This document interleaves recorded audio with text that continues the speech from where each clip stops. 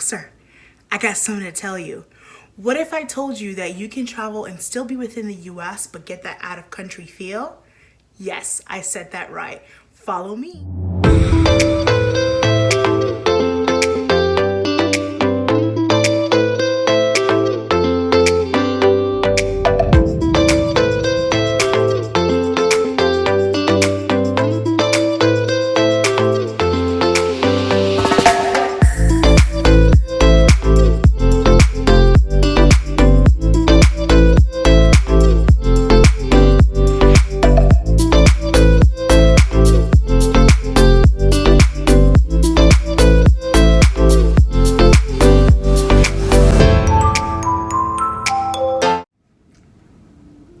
Hey guys, ciao tutti, hola mi gente, welcome back again. I know it's been a while, but as I've mentioned in some of my other videos, if I don't post here on YouTube, I do tend to post on my IG pages. I do post little sweet videos there, so please go ahead and make sure you follow me on my IG pages. I will post them here below the screen, so make sure to go and follow me on my IG, and that way you get to see my cute little videos that I posted as well, and pictures as well that I'll be posting. So that's another way to keep up with me. So I am back with another video. I know I don't look all dulled up or whatnot. I had to come with y'all as I am to bring y'all this gem.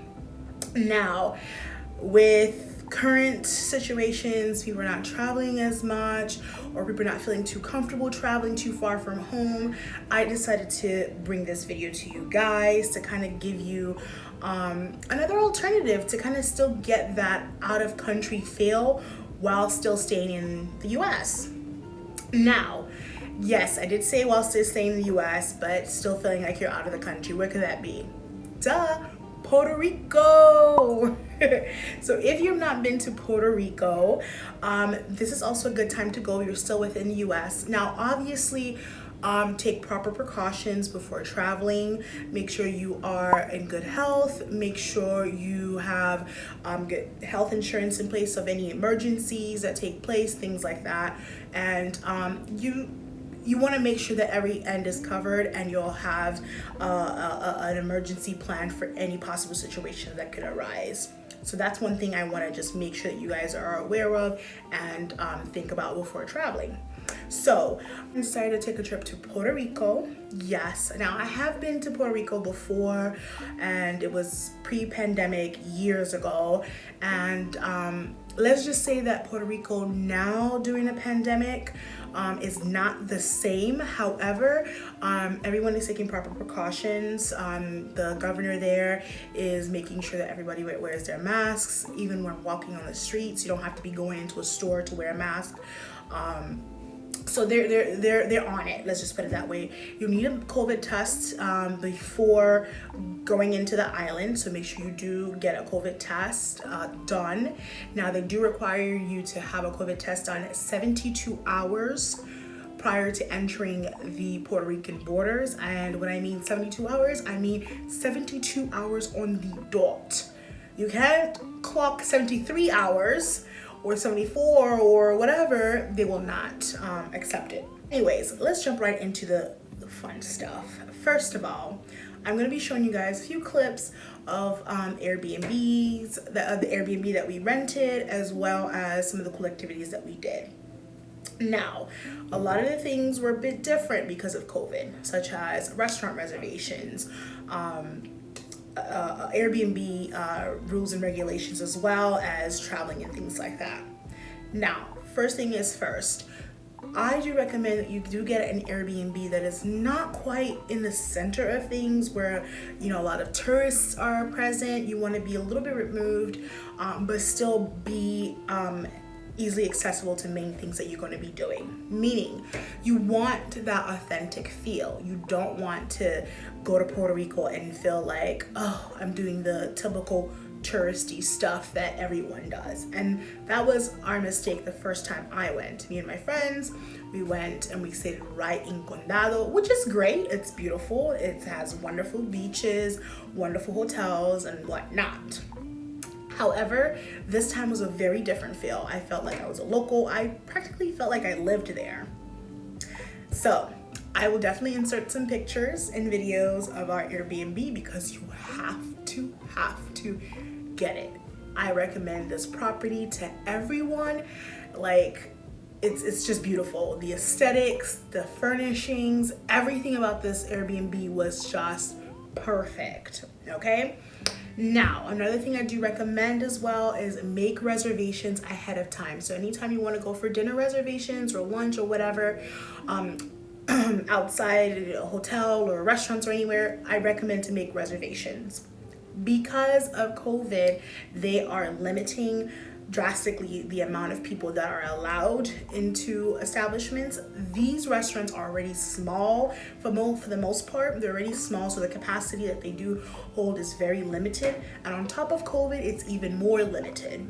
Now, some places do not accept large parties, so I think either parties, no parties larger than 5 or 8, I believe, depending on the establishment.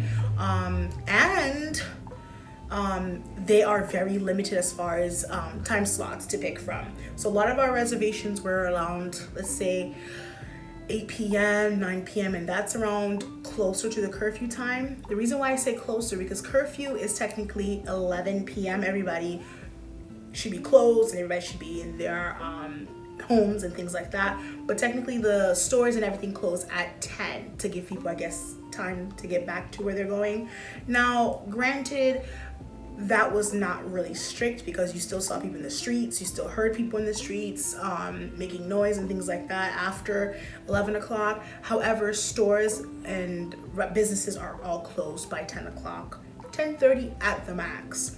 So the reason why I say 8 o'clock was kind of on the later side is because most of the places we went to, the food took forever to come out. And this is because everything is prepared freshly upon ordering, which is good. It's very good because your food comes out hot and fresh. You know, you can't beat that. You can't beat authentic, fresh Puerto Rican food from the island. It's like by far, yeah.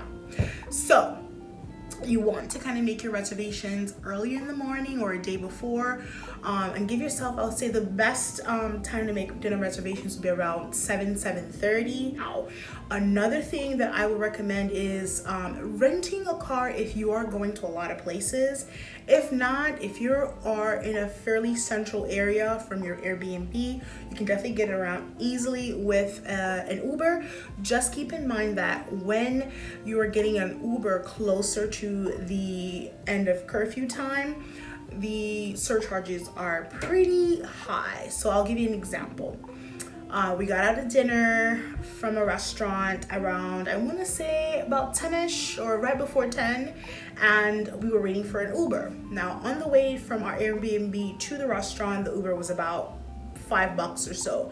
Going back to our Airbnb after dinner around curfew time or about to be curfew time was $21. Yes, you see that big jump?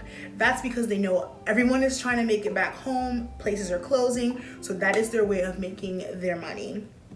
So just keep that in mind. If you don't want to deal with that stress, you can go ahead and rent a car and pick up whenever you want to and just go. The only other thing about renting a car, the responsibility of, making sure it's parked in a proper place, things like that, depending on where you're staying. Parking is fairly scarce depending where you're staying. Old San Juan, I would not recommend renting a car if you are staying in Old San Juan. Parking is very scarce. So yeah, those are my main tips for travel to Puerto Rico. And if you have any questions, make sure you go ahead and put that in the comment section below. Ask me any questions. I'll be more than happy to respond.